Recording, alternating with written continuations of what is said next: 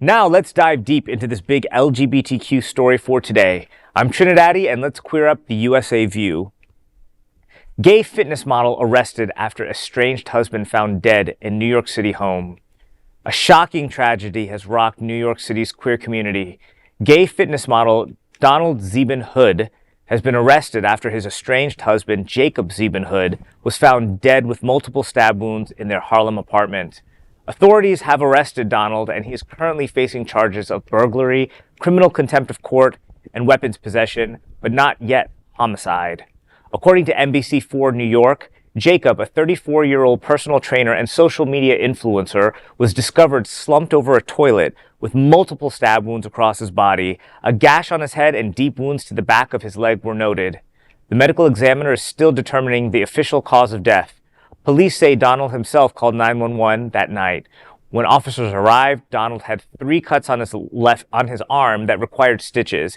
He told police Jacob had attacked him with a knife. But in the 911 call, Donald also said he was worried he might be arrested for violating a protective order Jacob had taken out against him. According to prosecutors, Jacob's father received a disturbing phone call from his son during the confrontation where he could hear Donald yelling and calling Jacob names. Donald claims he fell asleep after the fight and woke up around 4 a.m. to find Jacob dead. However, prosecutors allege that Donald used a knife to cut Jacob before calling 911. The couple had a known history of domestic violence dating back to 2022. Donald has pleaded not guilty and is due back in court on August 7th. The case is being investigated as a homicide, but as of now, Donald Zeben Hood has not been charged with Jacob's death. Queer News Tonight is keeping a close eye on this shocking and deeply tragic case. We will continue to follow updates as they unfold. Wow, such a tragic story. This feels like one of those true crime stories where the details are still unraveling. You know, he was obviously killed, or he had multiple stab wounds, but they're still investigating if that was the actual cause of death. We know that there is some type of restraining order that was in place, and so he must have violated that by being in the apartment at the same time with him, or by being in the house.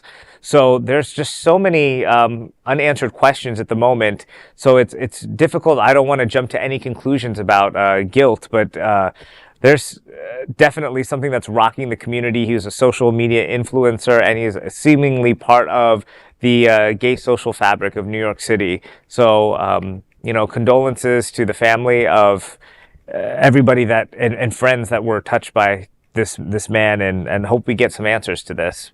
Yeah, domestic violence is a real thing. I mean, we've experienced it in our culture, and in our history's culture, right? And it always seems like it comes back, and it keeps coming back. And we have situations where people stay in those relationships, and we don't know on that domestic side who was at fault per se, but obviously had a restraining order against them, so there had some foundation. Exactly, he had a protection order. Right. Okay, so that leads us to believe that the police were probably called to a domestic call a couple of times to their home, right? Again, we don't know who did what, right?